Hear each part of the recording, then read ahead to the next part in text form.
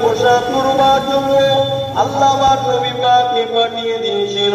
সেই দিন কথাটা শুনলেন, নবী আমার শোনা মাত্র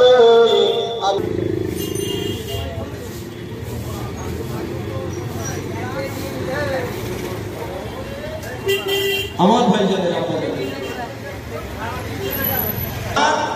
আর একটা হলো সুন্নাতে রাসূলুল্লাহ, আল্লাহর কোরআন আর আমি নবী পাকের সুন্নাত আমার হাদিস শরীফ তোমাদের কাছে দিয়ে গেলাম।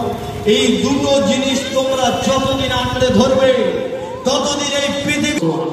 আরো যদি বলেন সুবহানাল্লাহ। আজকে আমরা 40 কোটি হওয়ার পরেও আমাদেরকে লাঞ্ছিত, অপমানিত, অপদলিত করতে কোন অংশে কমি রাখছে রাখে না। কেন? আমরা কোরআনও ছেড়েছি, হাদিসও ছেড়েছি।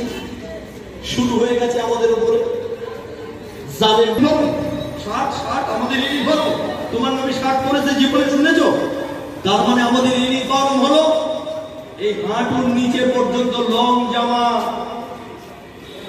এই ফিরহান আল্লাহ বলে আমি ভালোবাসি, জোরে বলেন সুবহানাল্লাহ।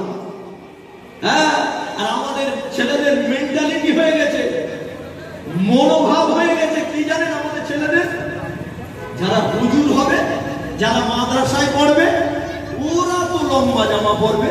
আমরা স্কুল কলেজে পড়ি, আমরা তো শার্ট পরবো। এটা মেন্টালিটি হয়ে গেছে আমাদের ছেলেদের। মানে ইসলাম থেকে আমরা এইভাবে যদি চলতে থাকে এটা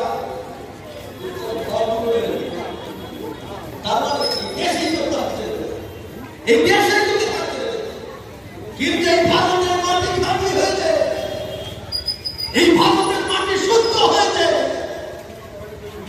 ব্রিটিশকে তাড়াবার পিছনে, ইংরেজকে হাঁটাবার পিছনে এই মুসলমানেরা বলি বুকে তাজা রক্ত না দেব, এই গায়ের রক্তের ক্ষমতা ছিল না ব্রিটিশকে হটানো। কেননা মুসলমানরা জানে নিজের দেশ